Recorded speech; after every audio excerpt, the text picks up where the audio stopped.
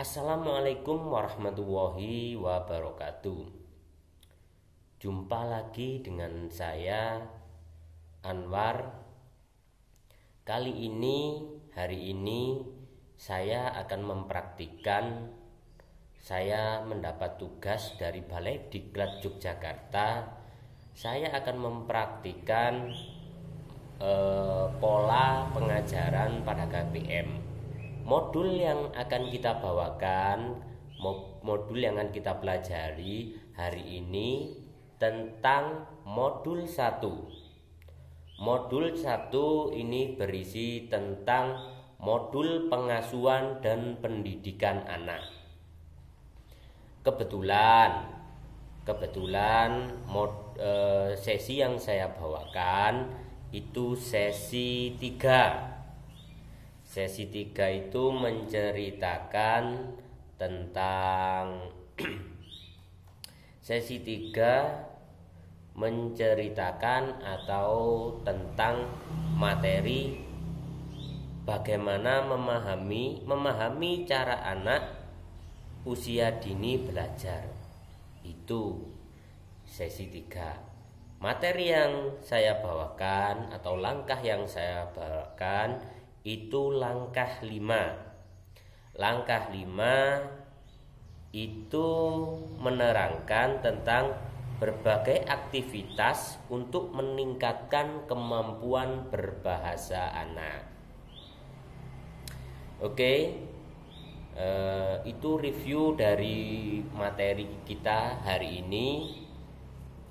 Mungkin bisa langsung kita praktekkan.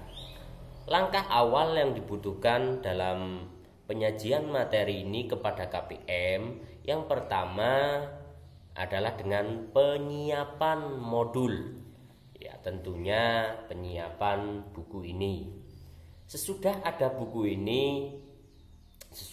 modul ini, yang kita persiapkan adalah mental dan hati kita.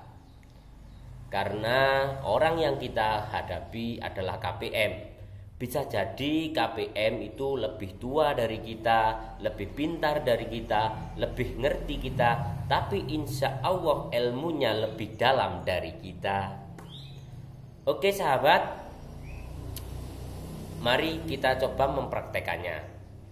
Ada beberapa langkah dalam materi ini. Tepatnya ada 6 poin yang harus ada dalam langkah 5. Berbagai aktivitas untuk meningkatkan kemampuan bahasa anak. Langkah yang pertama atau poin yang pertama dalam langkah kelima adalah sampaikan judul materi yang akan kita bawakan hari ini. Sebagai contoh seperti ini. Ya, selamat pagi Bapak Ibu semuanya. Jumpa lagi dengan saya Anwar. Bapak Ibu semuanya, kali ini kita akan belajar tentang cara meningkatkan bahasa anak. Termasuk di dalamnya membangun komunikasi yang efektif dan efisien dengan anak.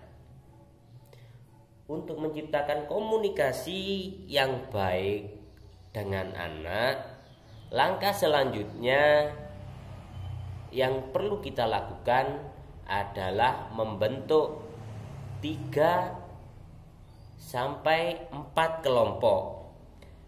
3 atau 6 kelompok.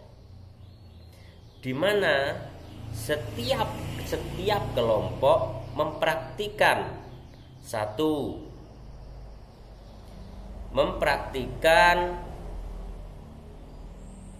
mempraktikkan cara mereka berkomunikasi dengan anak. Itu kelompok yang pertama. Kelompok yang kedua mempraktikkan lagu atau pantun-pantun, bisa lagu daerah, bisa lagu yang sedang hits saat ini, yang bisa dipraktekkan dengan anak. Kelompok yang ketiga mempraktekkan eh, seorang ibu yang menyambut datang anaknya, datang anaknya maksudnya datang anaknya dari sekolah, datang anaknya dari sekolah ke rumah, disambut oleh ibu itu. Iya. Dari kelompok pertama, kelompok kedua, kelompok ketiga, kita sampaikan hasil. Para KPM tadi bercerita, para KPM tadi bernyanyi, para KPM tadi hal kegiatan tadi yang menyambut anaknya itu kita beri waktu beberapa menit, beberapa detik untuk mereka berdiskusi. Setelah mereka berdiskusi, ambil poin-poin terpenting. Salah satu dari poin terpenting itu dengan bernyanyi, dengan bercerita yang dilakukan di rumah antara ibu dan anak, antara anak dan ibu, antara ayah dan anak, antara ayah dan orang tua, itu bisa meningkatkan kemampuan anak dalam apa? Dalam berkomunikasi. Meningkatkan anak dalam berkomunikasi dan dapat meningkatkan perbendaharaan anak dengan perbendaharaan bukan uang loh, perbendaharaan anak dengan baik. Dan poin yang terakhir, kita mencoba menjadi contoh. Lakukan kegiatan itu ibu-ibu semua. Lakukan kegiatan tadi berkomunikasi dengan anak itu terus di rumah agar perbendaharaan kata anak, cara komunikasi anak, cara ngomong anak itu bisa baik. Mungkin sekian dari saya. Jika ada tugas lagi, kita buat video lagi dengan lebih seru lagi. Karena saya adalah pemain tunggal, maka ya seperti inilah videonya. Oke, Balai Diklat Jogja, terima kasih.